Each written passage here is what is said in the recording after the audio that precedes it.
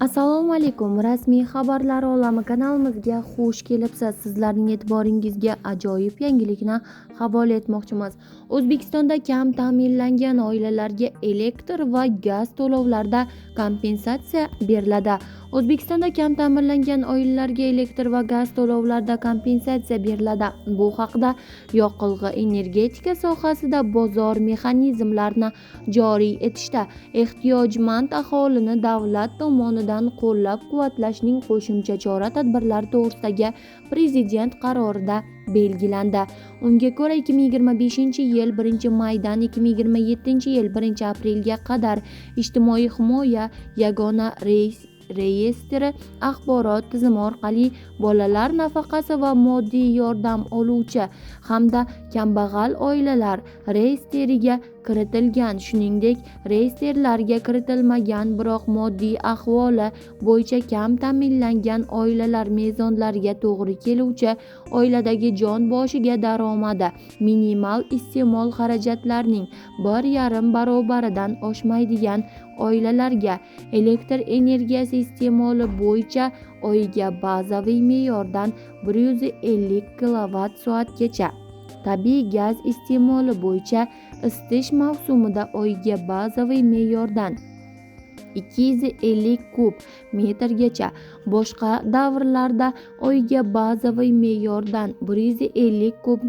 metrgacha ortiq foydalanilgan qismi uchun bazaviy me'yor doirasidagi hamda bazaviy me'yordan oshgan narxlar o'rtasidagi farq kompensatsiya qilib beriladi.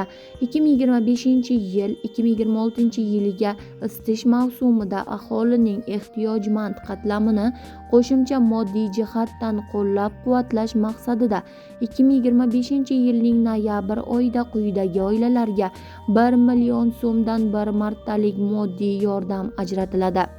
Reyestrlarga kiritilgan oilalarga mahalla yettilligi xulosasi asosida reyestrlarga kiritilmagan biroq yordamga muhtoj oilalarga ikkinchi holatda mahalla yettilligi tomonidan qo'shimcha ro'yxat shakllantirishda birinchi navbatda boquvchisini yo'qotgan oilalar a'zolari bir yoki ikki guruh nogironi bo'lgan shaxslardan iborat bo'lgan oilalar, nogironligi bo'lgan bolalarni parvarishlayotgan oilalar, uzoq muddatli davolanishni talab etadigan kasalliklari bilan kasallangan shaxslar, yashovchi oilalar, o'zgalar parvarishiga muhtoj bo'lgan yolg'iz yashovchi shaxslar hamda yolg'iz yashovchi keksalar va nogironligi bo'lgan shaxslar, 3 va undan ortiq oila yashaydigan xonadonlarda hamda gaz ta'minoti bo'lmagan va